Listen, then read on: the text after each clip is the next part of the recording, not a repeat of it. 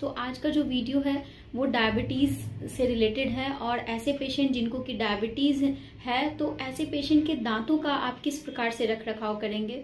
तो जो patient diabetic हैं उनकी प्रॉब्लम क्या होती है कि उनका जो पेरियोडोंटल बोन है उसका लॉस होने लग जाता है, प्लस उनका जो गम रिसेशन बहुत ज़्यादा होने लग जाता है। तो एक केस आज मेरे पास आया था, उनका मैंने एक्सरे लिया और आप यहाँ पे अभी जो एक्सरे देख रहे हैं, इस एक्सरे में आप देख रहे हैं कि नीचे की तरफ काफी ज्यादा आपको काले धब्बे दिख रहे हैं। तो ये धब्बा क्या इंडिकेट करता है एक्सरे में? तो बेसिकली जहां भी बोन लॉस होता है, जहां भी आपका जो है पेरियोडोंटल बोन जो कि आपके टीथ को सपोर्ट करते हैं वो अगर लॉस हो जाता है तो आपके जो टीथ हैं वो आपका हिलने लग जाता है और वहां से कई बार पस भी डिस्चार्ज होने लग जाता है।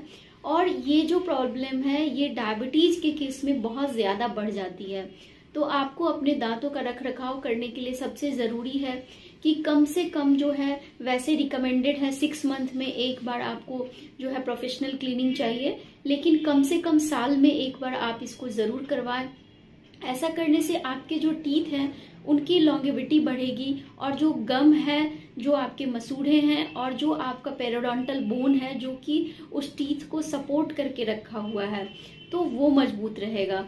और यहाँ पे मैं एक मॉडल के थ्रू आपको मैं कुछ इस तरह से समझाना चाह रही हूँ कि जैसे मान लीजिए कि ये आपका टीथ है जो कि आपके सॉकेट में प्लेस है और सॉकेट के चारों तरफ, यानी ये जो सॉकेट है इनके चारों तरफ जो है बोन होती है और ये जो पेरियोडोंटल बोन है या फिर इंटरडेंटल बोन है, ये जब लॉस हो जाएगा तो आपके टीथ चारों तरफ से ढीले हो जाएंगे, यानी कि लूजन हो जाएंगे।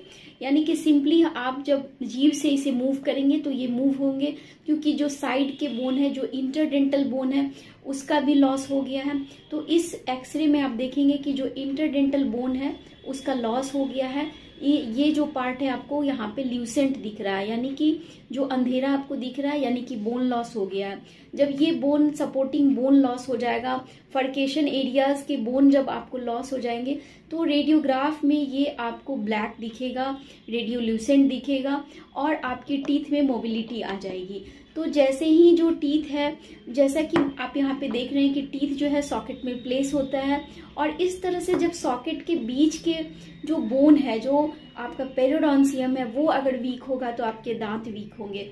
तो आपको इस बोन का भी ख्याल रखना है। तो जैसा कि डायबिटीज के केस में आपको अच्छे से क्लीनिंग करवाना है, प्रोफेशनल क्लीनिंग, और ब्रश कर रहे हैं तो कुछ देर के लिए आप यहाँ पे जेंटली मसाज कर लें अपने गम्स का, तो काफी ज्यादा अच्छे रिजल्ट मिलेंगे और आपके मसूड़े हेल्दी रहेंगे। Thank you.